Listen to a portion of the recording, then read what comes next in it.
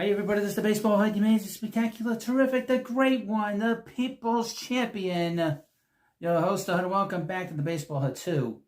And hopefully you like this video and hit that subscribe button. So in this video, again, this is another episode of the Insane Asylum known as WFAN. They're coming to take me away, ha-ha. They're coming to take me away, ho-ho, hee-hee, ha-ha, to the funny fun. Yes, welcome back to the Baseball Head 2, and hopefully you like this video and hit that subscribe button. So, WFAN and the inmates or residents or the patients, whatever you want to call them, at the radio station, sort of forget that they have history, and nobody calls them out on the history that they have, other than your host here. Maybe once in a while you'll see someone in the media, but they will say crazy stuff, and nobody brings up the fact that they've said stuff like this before, and have had other targets, that they have put their energy into, and one of the residents, one of the inmates, one of the patients is Boomer Esiason. Boomer Esiason is known as a known bully. He was a bully when he played. He was bullied in college, from what I understand. He's a guy that everyone at the radio station is afraid of. I mentioned that about a year or so ago, and I said no one ever makes fun of Boomer on the air because they're all scared of him. Because Boomer's much bigger than most of them, if not all of them. He's still at his age, in his 60s.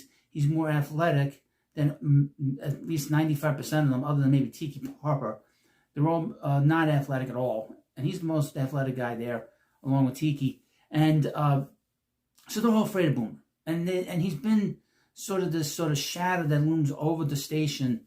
And, because he's the big guy in the morning. He runs the station. The guy isn't there in the morning. He's usually the guy that runs the station. That's what Imus was.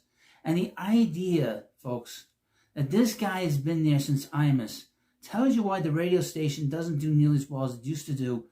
I would mention this, and this is important to remember. WFAN used to have two people that covered the baseball teams in New York.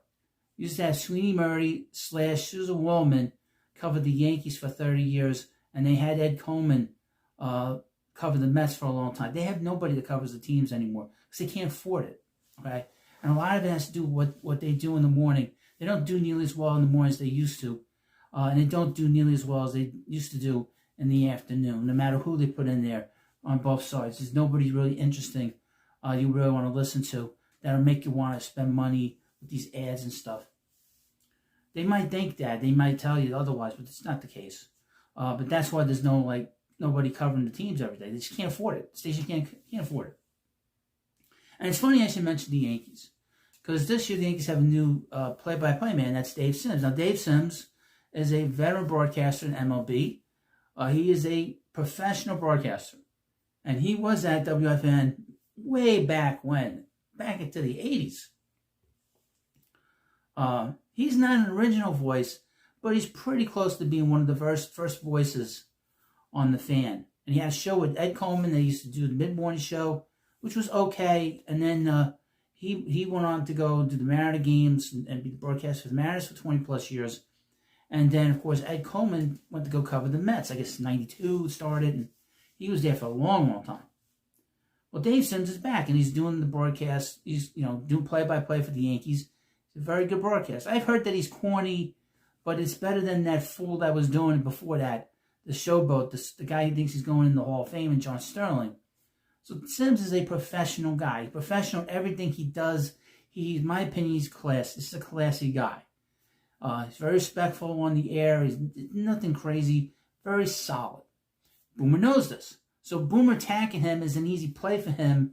Well, let me get into this. And this is really stupid. And I will talk about the history of Boomer in this video because this is a regular play. I don't know what the deal is. We'll get into it. But this is from Awful Announcing. Dave Sims responds to Boomer Esiason's criticism over time off from the Yankees radio booth. Quote, "It's not like I took off Labor Day in the middle of a pennant race." This is Dave Sims. When Boomer Esiason's name came up on the Awful Announcing podcast, Dave Sims could do little more than shake his head.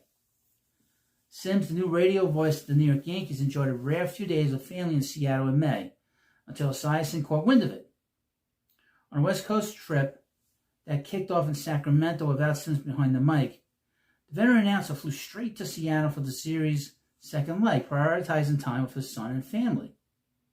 It was a natural move for Sims, who spent 18 seasons as the Mariners play-by-play man before joining the Yankees. But the former Seattle Bengals and New York Jets quarterback, it was anything but natural. He sharply criticized Sims for taking time off just 40 games into his Yankees tenure, questioning the commitment so early in the job. Okay? Quote, "I'm sorry, I love Dave Sims." I guess this is finally Dave Sims is responding. "But unless there's something major going on that I don't know about, then I'll gladly retract the criticism. What are you doing?" Sison said on his WFAN radio show with co-host Greg Giannotti. "You just took the Yankees job. It's supposed to be the job of your life." Now, when did he ever say that? I don't know. Now, this was said in May.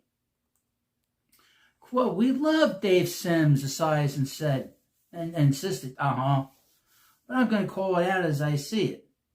He just got started as the Yankees announcer. He's 40 games into his career as the Yankees announcer and decided to take off.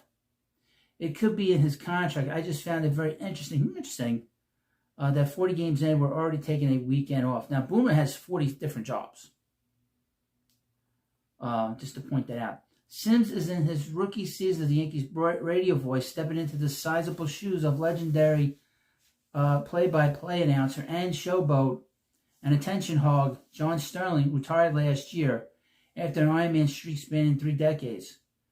Yet, despite the weight of that legacy, Sims has already faced an earful of criticism for taking a series off so early in his tenure. Now let's skip. Now Sims has finally had his chance to respond. "People in our business, in this line of business, take time off," Sims told A8 Podcast.